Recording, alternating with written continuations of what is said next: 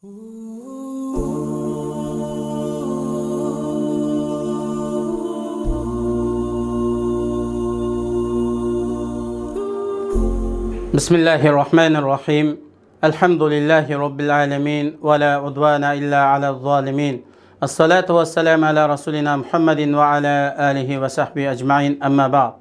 Assalamu alaikum ve rahmetullahi ve berekatuhu. Hürmetlik ustazlar ve kırındaşlar, bugünkü dersimiz Aşura gününün fazileti ve o günde roz tutuşunki hükmü toğrusida kısaca toxtalib ötümüz. Aşura günü Hicriye kalendarınınki 1. ayının yani Muharrem ayının 10. günü bulup, bu gün bazı vakalikler ve bazı nimetler bolgan alahidi bir gün bolgaçqa, bu günde roz tutuş yolga koyulgan. Bazı alimler Aşura gününü Muharrem'nin 9. günü edip qargan. Bu qaraş Hazreti İbn Abbas radıyallahu anhu'dan kelgen.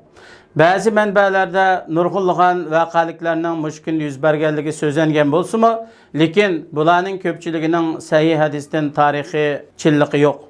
Bu günlerde yüz bergen vakalardan Allah subhanahu ve teala bu günde Musa aleyhisselam ve onun kavmini zalim Firavun'un zulmüden kutuldurup, Firavun ve onun zalim kavmini garip kılıp etken. Bu sebepten bu gün Yahudiler tarihida iki devrini ayırıp durduğun fasıl gün hesaplangan. Allah Teala bu günü mundaq bayan kılgan. وَاِذْ نَجَّيْنَاكُمْ مِنْ آلِ فِرْعَوْنَ يَسُومُونَكُمْ سُوءَ الْعَذَابِ يُذَبِّحُونَ أَبْنَاءَكُمْ وَيَسْتَحْيُونَ نِسَاءَكُمْ وَفِي ذَلِكُمْ بَلَاءٌ مِّنْ رَبِّكُمْ عَظِيمٌ وَاِذْ فَرَقْنَا بِكُمُ الْبَحْرَ فَأَنْجَيْنَاكُمْ وَأَغْرَقْنَا آلَ فِرْعَوْنَ وَأَنْتُمْ تَنْظُرُونَ. Ayetning tercümesi: öz vaqtida dengizni yerib sizlarni qutqizdik. Ya'ni dengizning suyini o'tirdan bo'lib, quruq yo'l hosil qilib, shu yerdan sizlarni salomat o'tkazdik va Fir'avn guruhini ko'z oldinglarda g'arq qildik. Rasululloh sallallohu alayhi va sallam bu kunda ro'za tutishga buyurgan. Taki Ramazon oyida ro'za tutish farz qilinganiga qadar bu kunda ro'za tutilgan.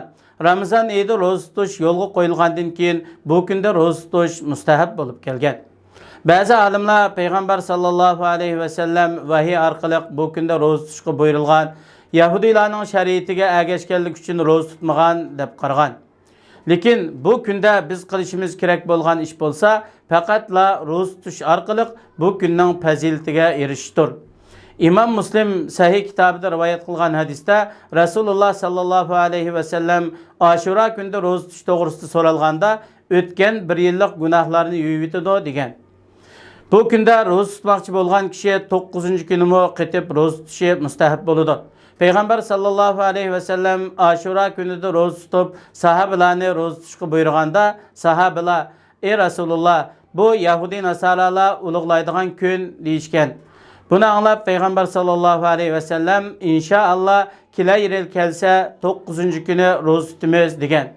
Biroq Peygamber sallallahu aleyhi ve sellem yana bir yil kelguncha olamdan o'tgan.